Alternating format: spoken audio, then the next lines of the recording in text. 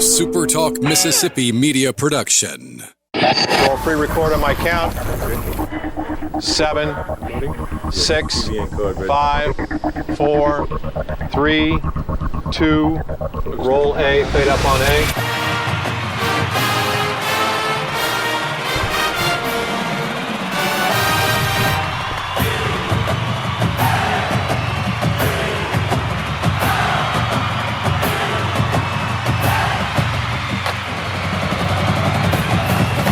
Southern Miss to the top.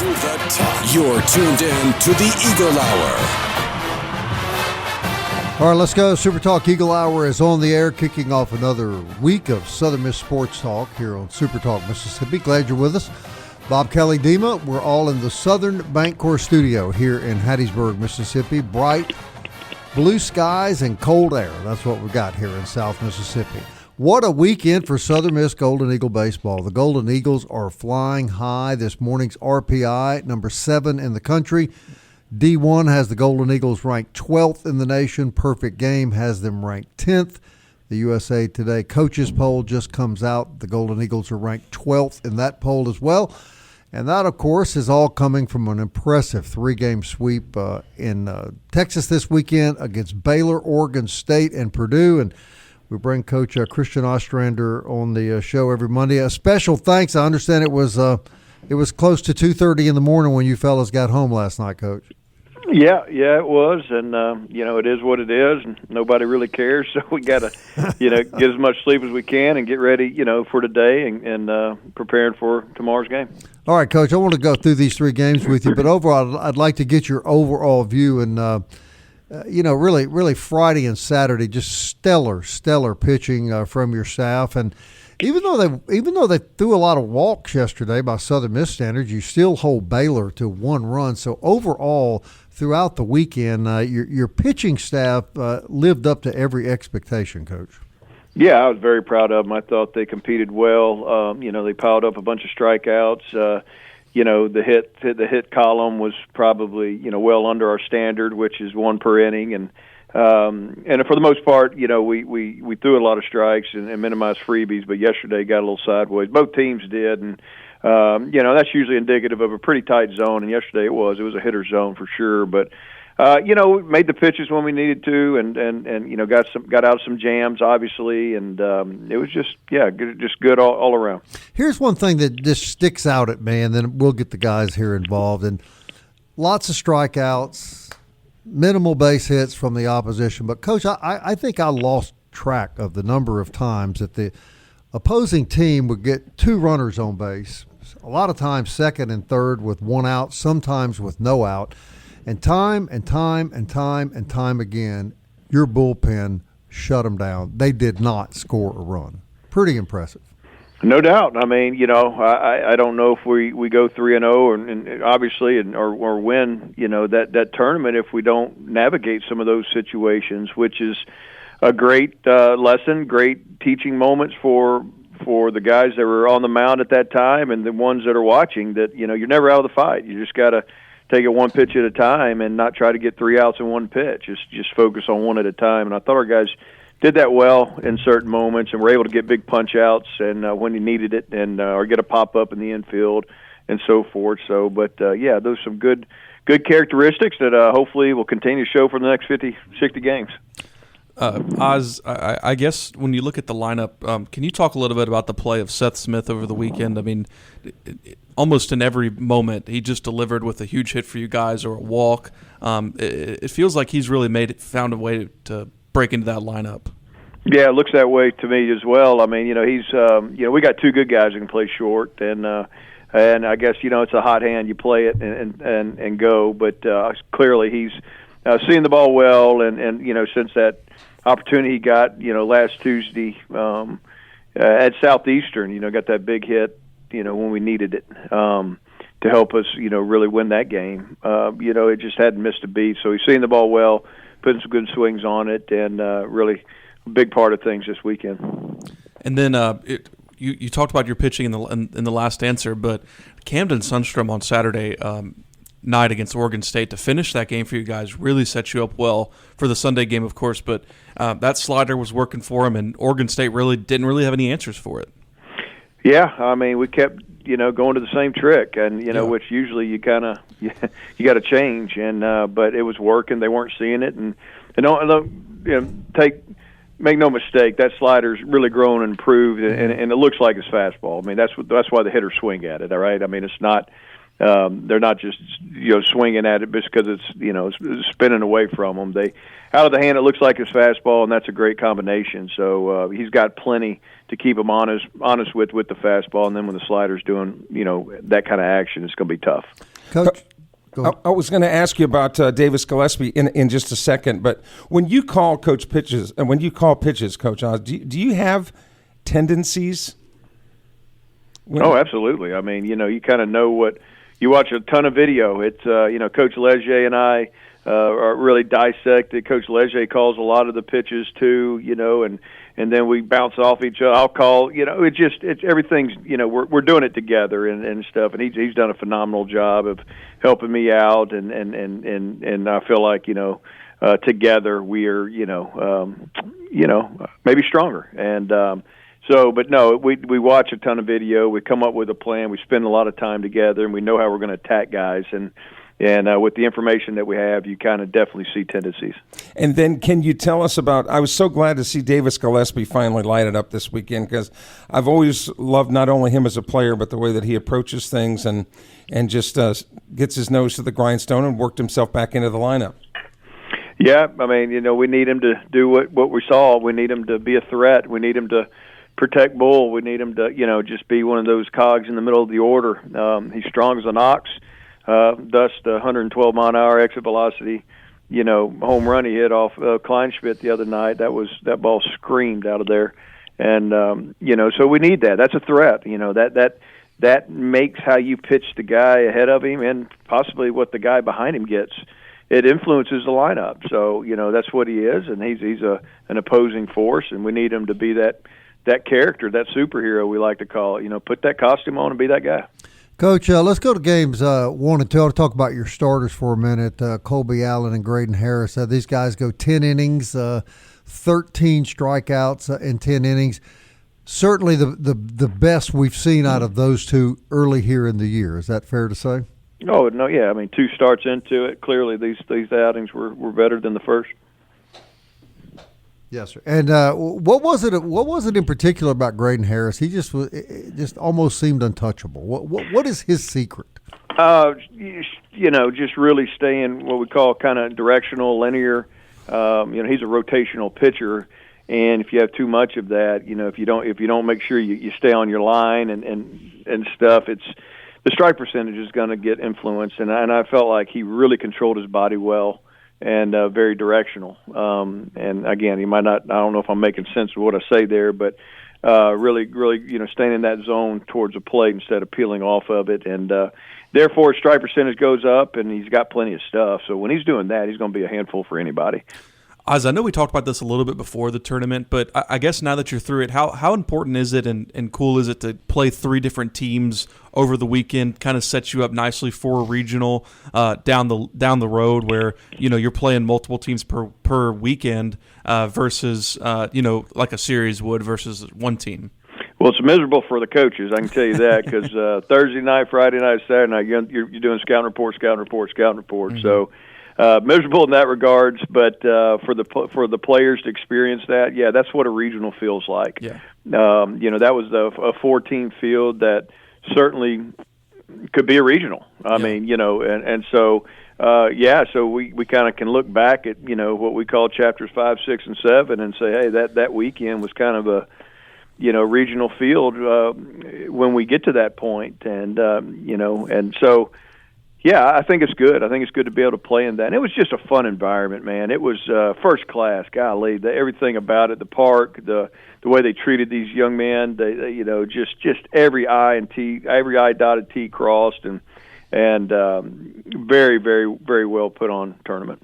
Well, speaking of Seth Smith, Coach, I don't know if you're aware of this. We're going to ask him about this later this week. They did kind of a fun interview with your team before the tournament started, and they asked every player that I saw who is the one person on the team you would not want dating your daughter? And it was unanimously Seth Smith. No kidding. Okay. Well, I didn't know. I don't know what's going on behind the scenes there, but I'll be dang, I didn't know that. So I'll have to figure that one out too. So we're going to ask him about that later on. We'll have to get week. the investigative team on that. Yeah. The Eagle Hour investigative department will be working on that, Coach. If we break that news, we'll certainly let you know. Okay, I appreciate it. We're talking to Coach Christian Ostrander after a glorious weekend of Southern Miss baseball, and they go out and they win it all against Purdue, Oregon State, and Baylor. Now, don't go to sleep because another top 10 team coming to the Pete tomorrow night, and then a trip to Louisiana Tech. So we'll look ahead a little bit and reminisce a little more about this great weekend and tremendous start for Golden Eagle baseball. Actually, it's only appropriate, Bob, that we go into the break with REO Speedwagon's Keep On Rolling. There you go. There you go. Right back.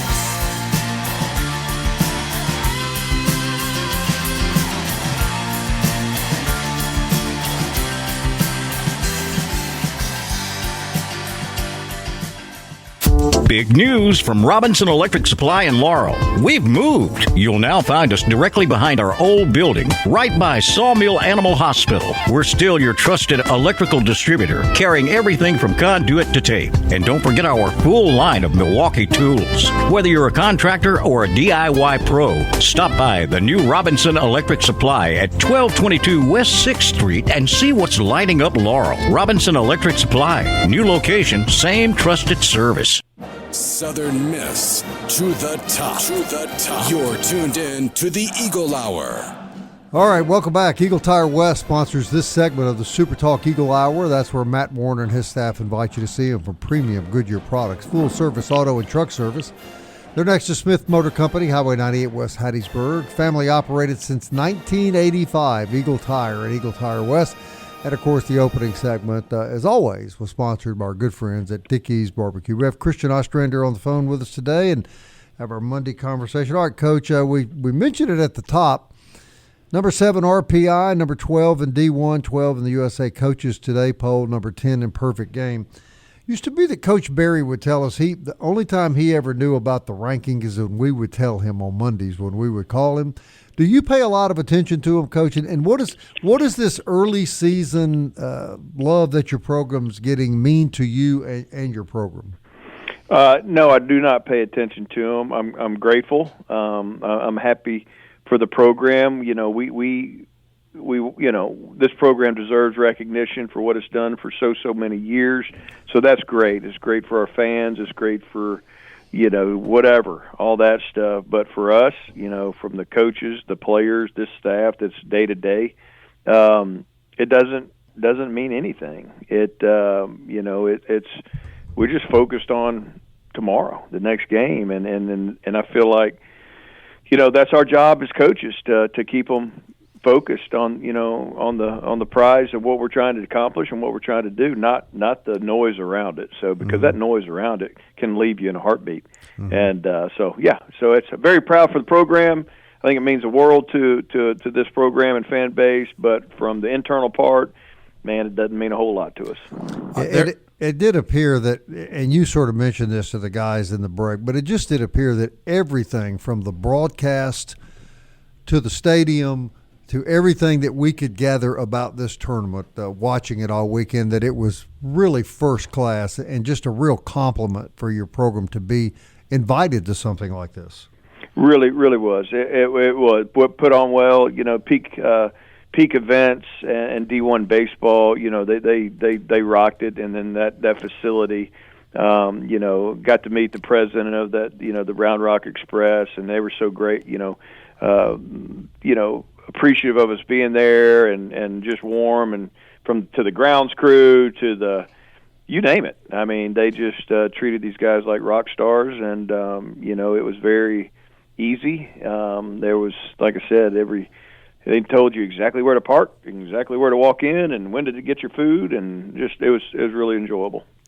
Well, with the past 2 weekends, Coach, of course, it's a long baseball season, but it feels like we've, Southern Miss has gone through a lot, in just the 7 games you guys have played. But I guess that's important, right, to win in so many different ways this early in the season, because you got a long season ahead of you. The season, we're still in February. There's still several months left. So that has to be important to win in so many different ways.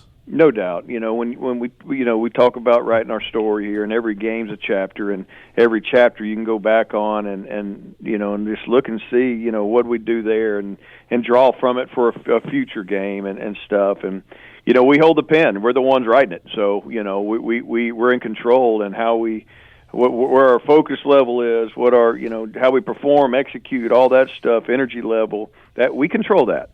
We control that, and that usually has an impact on how that chapter or story goes. So, that's kind of how the approach that we have with it. And but it's we knew this was going to be a tough non-conference schedule. Getting out of the gate, and we just got to be ready to answer that bell. And for the most part, these guys have done a tremendous job of staying in the middle of the ring and knowing they can play with anybody. Well, 7 RPI should tell you where that schedule is, and it does, actually. Coach, there's always high expectations of your program, but the incoming freshman pitchers as a group, again, expectations are high, but I'm not even sure that I would have thought that this group as a whole would have responded like they have. I just think they've been terrific as a group. Yeah, you've seen poise. You've seen young men that are not acting, like freshmen based on nerves or making more of it, and getting sped up, if you will. They've showed poise, so very proud of that. That's a huge component. And so if you have the poise now at this early age, now we're just going to keep growing and getting better and doing those things. And to have that sets up well. And we've got a couple more that just haven't had their opportunity. It's coming. I know it is. And, stay tuned. So there's some more capability there. But, if we're going to invest in that type of recruiting model, then, this needs to happen. You need to be able to have some of those guys be ready to answer the bell early. Some of the new guys you brought in making an immediate impact, Caleb Stelly, Kyle Morrison, they both had 2 hits apiece Friday night. And then a guy we asked you about during the break, Thomas Crabtree, really makes, I don't think it was his first appearance, but made a significant appearance yesterday and gave you some really good innings. He and Cross Ivley cover 5 innings for you against the Baylor. So the 3 new guys, Morrison, Stelly, Crabtree, look like they're all going to make big contributions, Coach. No doubt. And, our assistant coaches did a tremendous job, once again, identifying the right transfer needs and the right people, not just the needs, but the guys that will fit here too, fit into our culture. So absolutely very, very proud of that. And, they're not perfect, but they're really serving important roles, and hopefully moving forward, that will just keep growing. Well, you got the Crimson Tide. Now here they come. Right? Yeah, and of course ranked 6th in the country. My opinion, no, not that high. I don't think they've really played that significant a schedule up to this point, but it doesn't matter. I mean, still got to put it in play and pitch it tomorrow night. What do we know about the Tide? Good team. They got probably 4 or 5 hitters back from that team we saw in the regional last year, and arms, and they're going to be well coached. I got a tremendous amount of respect for Coach Vaughn and what they do, and they got a good group. And I'm not going to say it's going to be the hardest game we played or whatnot. We've played some tough ones, and so it's the next game on our schedule, and it's the most important one, and we're looking forward to competing. When will you be ready to announce who you're going to put out there tomorrow night? Because that's kind of been a question mark with us here in the production meeting. Yeah, I'm fixing to hit the field right after we get off this phone with our pitching staff, me and Coach Leger, and going to talk it out with some of these guys, just kind of see how they feel today and where they're at, and come up with a decision, and we should know something here by the end of the afternoon. Fatigue at all an issue, you think, Coach, after a long weekend and a long trip, and then you got a game tomorrow night? No, we'll be fine. These guys are resilient. They'll sleep tonight, be ready to go tomorrow. Yeah, you told us one time, I think it was last year, that you get tired sometimes on these long trips, but it really never seems to faze the kids. Well, at the end of it all, man, it doesn't matter, right? We got a responsibility when we put those unis on, and we got to go perform and compete and demand energy from ourselves. So, yeah, I'll be fine, and I know those guys will be fine too. Coach, you get 3 big SEC midweeks upcoming with Bama, State, Ole Miss. I mean, I guess just how great is that for them to come to the Pete, right? Like, I know that you get the home and home with State, and I don't remember if y'all go to Bama this year. I know y'all went last year, but for them to come to the Pete 3 weeks in a row is just great for the crowd, great for the fans, and great for this program. Again, another nationally respectable game on primetime television. Yeah, no, it's awesome. I'm appreciative. They don't have to do it. Right. It's we want to do it, and I'd love to do home and home with all of them. But us in State, we do, and us and Ole Miss. This year they come here, and we'll meet them in Trustmark. Next year we go there, and then we'll meet them in Trustmark, and we just do an alternating home and home with Bama. So, but to get those 5 SEC games on your midweek slate, along with what we try to do non-con, and then whatever the conference schedule is. Hopefully it's beefy enough to give us a chance to, if we win games, to play postseason baseball in Hattiesburg. We don't want to single anybody out, but we don't want to overlook anybody. I don't think we can have this conversation without getting your thoughts about Joey Urban and what a player he's become. Oh yeah, I've been saying it for a little while now. Arguably the best hitter on our team, just maturity-wise, approach, beating you in different ways from the pull side to backside. All that stuff, but just even better human being, man. He's a great teammate, and his teammates love him, and he's fun. He enjoys competing, and he brings a tremendous amount to this program, and we're so thankful he's here. Well, Coach, I don't think anybody could have asked for a better start than this. This has just been tremendous, and we just look forward to every game now. We just think it's going to be better. We owe him an apology, Bob. How's that? Well, we all only said they'd win 2 out of 3 this weekend. Did you say that? I think no. We all said.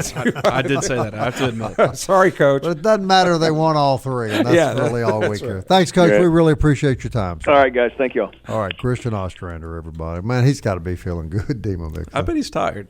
Yeah, he was that other red A, Arkansas. Right? Yes. Yeah, that has fooled me since 9 o'clock this morning. I'm glad Demo pointed that out. Yeah, so Bama's not ranked. So Southern Miss actually higher ranked than Alabama tomorrow night. But Bama is just outside of the rankings according to D1 Baseball this morning. They're 7-1, still a very good opponent. No doubt about that. Next week, Mississippi State, number 4 in the country, coming to Hattiesburg, and then Ole Miss the next week in the top 25. So 3 ranked midweek games. Post note: Mississippi State is ranked 4, that have yet to play a Power 4 school. So there you go. We'll be right back.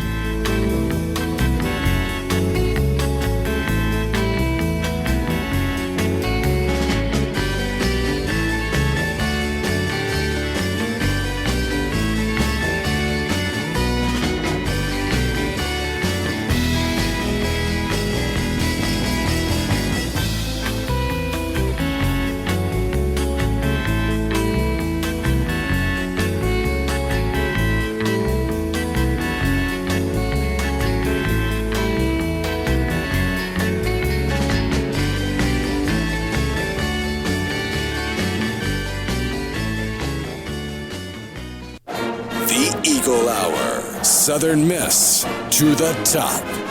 Hey, welcome back. Appreciate Coach Oz joining us every Monday, 1 o'clock. We'll have Travis Creel on the show this Wednesday. DBAT sponsors this segment of the program. That's where you go for baseball, softball training, right there on Hardy Street. Beautiful facility. And our good friends at Forest Healthcare remind you that keeping up with your favorite team is fun, but you are the most important player. Get an annual physical, eat right, exercise daily. Be sure your health is as good as it can be. Forest Health can help you with expert medical care closer to home, foresthealth.org. We're going to move on to other sports, but just a couple of quick comments about baseball.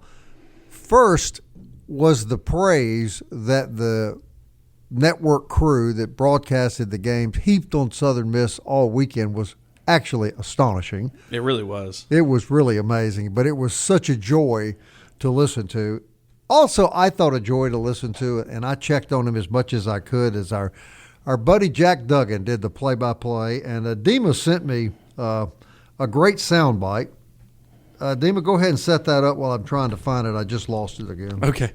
Yeah, so Jack Duggan, of course, John Cox, of course, normally does baseball broadcast, and he was at basketball, and then Jason Baker was at women's basketball. So Jack Duggan got the honors of calling the 3 baseball games this weekend out at Round Rock, Texas, which I thought he did a phenomenal job. I agree. For someone who isn't doing that each day and each week, of course, and Jack has experience in doing that, of course, but he did a tremendous job, and this was kind of what was going around Twitter of him calling the Davis Gillespie home run against Oregon State.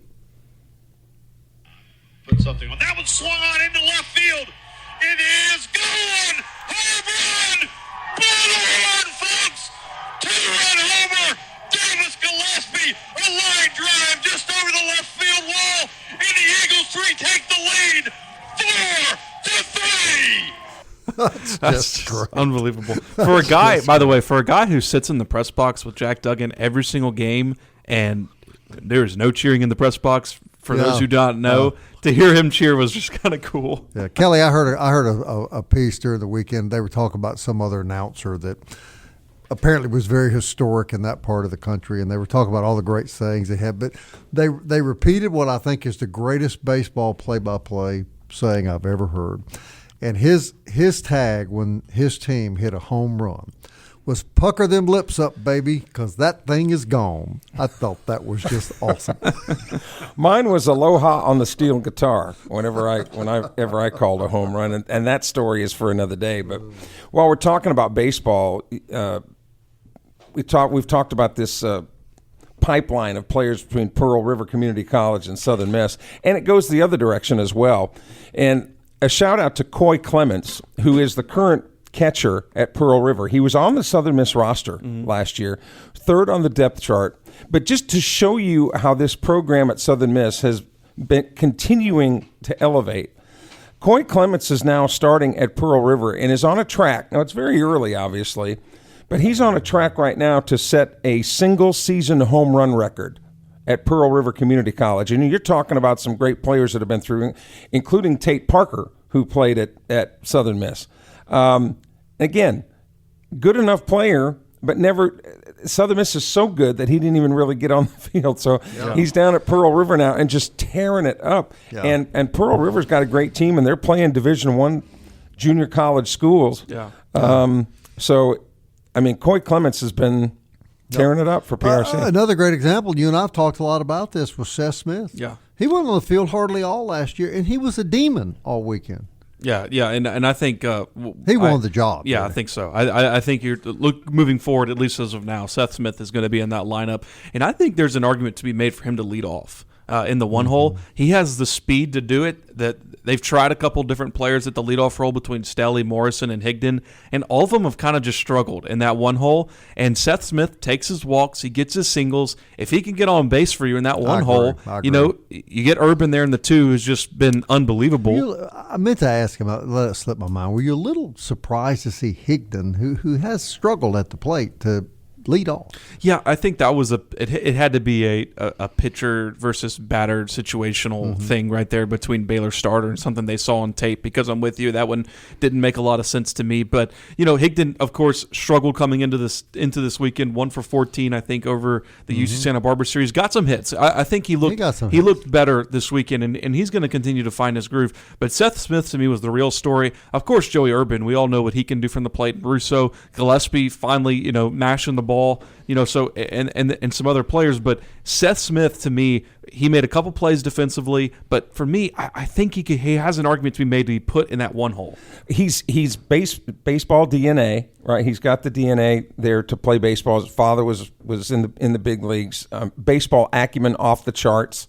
Not surprising to me at all. The only thing that might have been surprising is that it took this long. But again, smooth too. Smooth. Again, it's because you're in this Southern Miss program where there's so many good players. And off that, like for Ty Long, right? For the guy who won the starting shortstop draw to start, like this program is so deep that if you do not, perform and you do not, I'm not saying that Ty Long has done anything wrong necessarily. No, he played pretty well too. But Seth, he's got the hot bat right now, and guess who Oz is going to probably ride with the hot bat? The guy with the hot bat. And normally you would ride with some of those guys a little longer, but as deep as this talent pool is with Southern Miss, Ostrander doesn't have to. No. Right. Well, let me tell you, no one on the team hits the ball harder than Davis Gillespie. When he hit that home run, the other night. I mean, even the announcer went, "Oh!" as soon as he hit. I mean, the second the bat hit the ball, everyone in the building knew that was completely. And Kelly, is one of them line drive home runs. It's not one of those big looping, moon shots. It was a line drive well over the left field wall. Which that tells you about the guy's strength. Right. Because normally he is a stud. You want to get it up in the air a little bit and take it out. But when you hit it on a rope over the fence, you're doing something. How do you think the ball felt? Yeah, hurt, injured. Shout out Heath Hinton. He called me earlier and he said that ball had a family. All right, basketball had a good weekend too, right? Yeah, terrible start Saturday against Old Dominion. Quite a comeback. It was.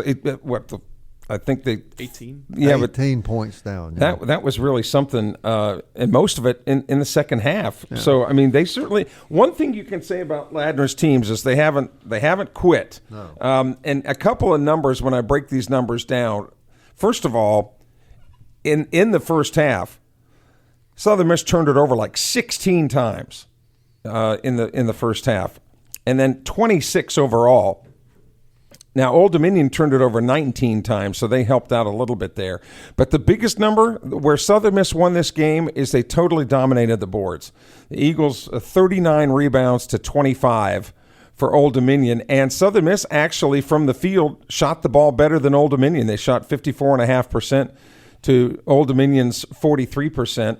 Everything else was just about equal down the line, as you would expect in a game that finished 86-81. Yeah. And it was a game that Southern Miss had to have if the men are going to try to work themselves into that 5 or 6 seed in the Sun Belt Conference. Now, they've got a weird schedule this week because this is the last regular season week for the Sun Belt Conference. So they will play at South Al tomorrow, a Tuesday. Then on Thursday, they will end the regular season up in Jonesboro. And the reason they need to get the regular season over with this week is that the conference tournament begins next week. And most of the other tournaments don't begin. Most of them. There are some that also begin. Other conferences are having their tournaments next week. But for the most part, every other conference is having their tournament the following week. So whoever does win the Sun Belt tournament will have a good long layoff to rest up and heal up before going into the field of 66 or whatever it is now. We've talked a lot about parity with the Sun Belt men's basketball with the standings.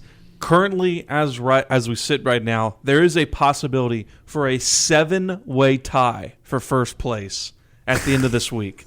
And that's a lot of people on Twitter are talking about it. It's a 7-way tie for first where if it's only possible if App loses to Texas State, Arkansas State and Coastal go 2-0 this week, and Troy, South Alabama, and Marshall go 1-1. There would be a 7-way tie at first place between App State, South Alabama, Marshall, Troy, Texas State, Arkansas State, and Coastal Carolina.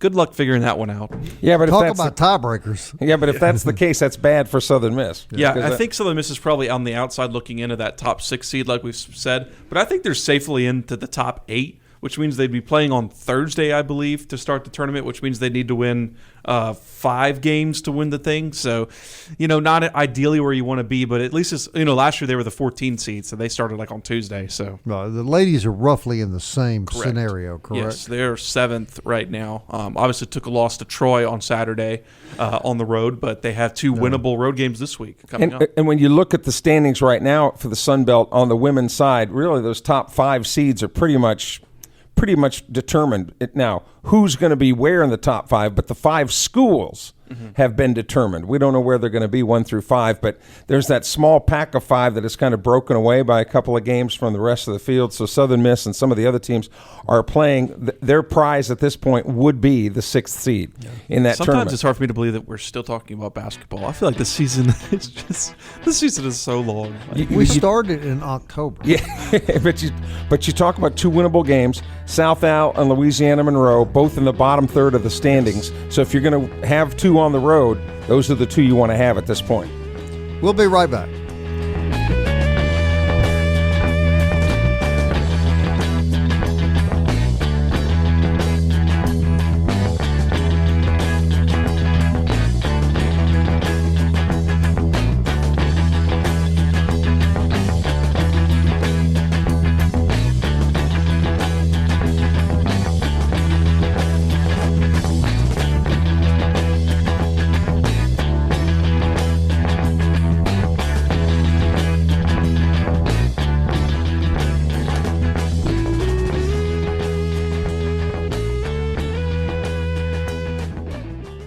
Big news from Robinson Electric Supply in Laurel. We've moved. You'll now find us directly behind our old building, right by Sawmill Animal Hospital. We're still your trusted electrical distributor, carrying everything from conduit to tape. And don't forget our full line of Milwaukee tools. Whether you're a contractor or a DIY pro, stop by the new Robinson Electric Supply at 1222 West 6th Street and see what's lighting up Laurel. Robinson Electric Supply. New location, same trusted service. Angela, hang on.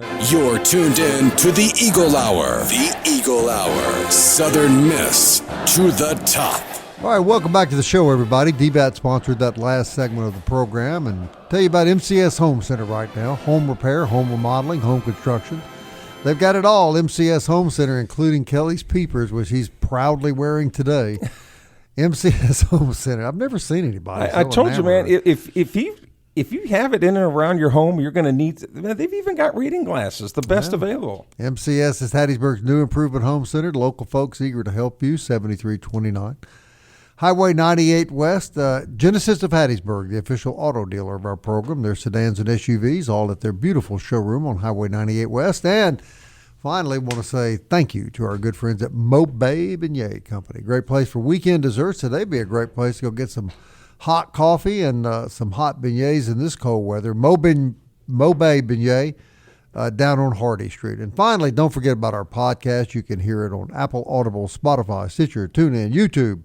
Alexa or Siri will play it for you. All right, news and notes, guys. And MCS Home Center did, in fact, do my wisdom teeth surgery for $10. So wow, on Friday. They'll even do that. Huh? And they even do wisdom surgery down there. Well, they got the tools in there. Do you get a pair of peepers to go with the I got some other things, They got pliers in there. I know that. Yeah. Southern Miss in the baseball polls climbed 8 spots in the latest D1 rankings, rising from number 20 to number 12.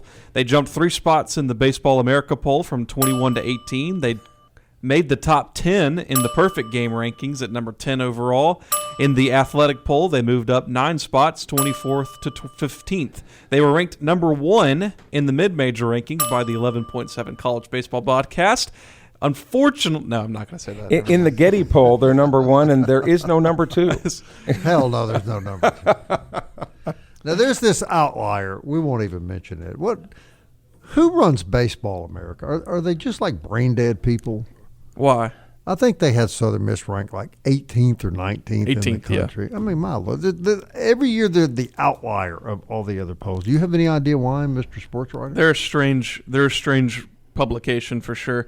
I generally think perfect game in D1 baseball is the best, and number 12, number 10, that's pretty on par.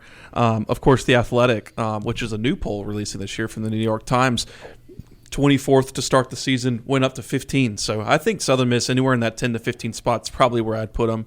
Mm-hmm. Of course, there's lots of good baseball teams out there, but Southern Miss right now, worries me a little bit, though.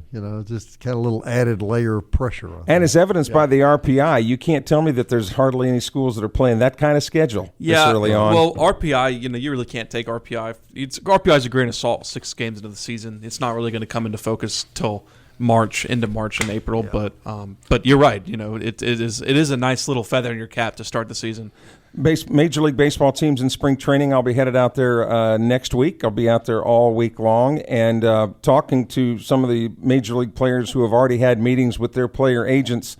The reason that I'm bringing this up today is if you're a Major League Baseball fan, you better enjoy this coming season because from what I'm hearing, it is not optimistic at all that there's going to be a collective bargaining agreement. All the players are being told by their player representatives to put money aside because they think the lockout next year between the owners and players is going to be significant, at least maybe half the season, because the players will not cave on a salary cap that the NBA and some of the other leagues have. The players will not go for it, and they said if that is what the owners want, negotiations are dead in the water. It's okay because they still have 100 games left to play, even if they're out for the season. Do you think they have any self-awareness of how little sympathy the average working guy has for a millionaire that gets paid millions of dollars for playing baseball? I actually asked that exact question, Bob, and my response was what people need to understand. Now, this is what they're selling. This is what the players are selling, is that if you go to a salary cap, the Ohtanis and those guys, they're going to get their money. So that's going to leave a smaller and smaller piece of pie for the guys at the bottom of the rung. Correct. And according to the negotiations, the Players Association, that's who they're fighting for, are the guys at the bottom of the rung. Now, still, the minimum amount that they're making is still a pretty good wage in Mississippi. $700,000. But the guys at the bottom of the rung, that's who they're fighting for. And again, Ohtani and them are going to get their money. So if you have a salary cap that's less, is it okay for somebody to just bottom. look someone else in the face and say, "Listen, sorry, you're not Shohei Ohtani. Correct. I'm sorry, Correct. you're not Correct. making as much as him." Or Why is to that so look hard for people to somebody in the understand? face and say, I'm so sorry you're having to make it on $700,000 a year. I mean, I realize that's the minimum, but I would ask this question. How many people do you know making $700,000 a year? And we got I mean, outside of me, of course. Well, outside of you, of course. Right. And we But got you work for the Palm Belt News. Right. so It's that goes actually with- $850. That goes without saying. and we got openings at Mercury Woodfire Pizza down the road here. Who's that? They could. I'm saying Mercury Woodfire Pizza. If they're not happy with $700,000, they can go to Ozzy work. made $1.5 million there. Yeah. Mercury Pizza. So anyway, I'm just By the way, saying. kudos to Papa John's Pizza. Man, I had a pineapple and ham pizza Saturday night. Pineapple Was does not belong on a delicious. pizza, Bob. Was delicious. All right, softball was in action over the weekend. Southern Miss on the road at Louisiana Tech. They took the first game and lost the final two in the rubber match on Sunday. They're back in action on Wednesday night against Nichols in Thibodaux, Louisiana, before back home this weekend at the Hub City Classic. Just wanted to put that in there. Daniel Stewart on the show tomorrow. Also a good conversation with Josh Ock. And He's looking good, isn't he? Golden Eagle baseball is on fire. Fire, baby. Fire. We'll be right back tomorrow at 1 o'clock. Southern Miss. To the top. Time keeps on slipping into the future. I wanna fly like an eagle to the sea. Fly like an eagle, let my spirit carry me. I want to fly like an eagle till I'm free. I go through the revolution. A SuperTalk Mississippi media production.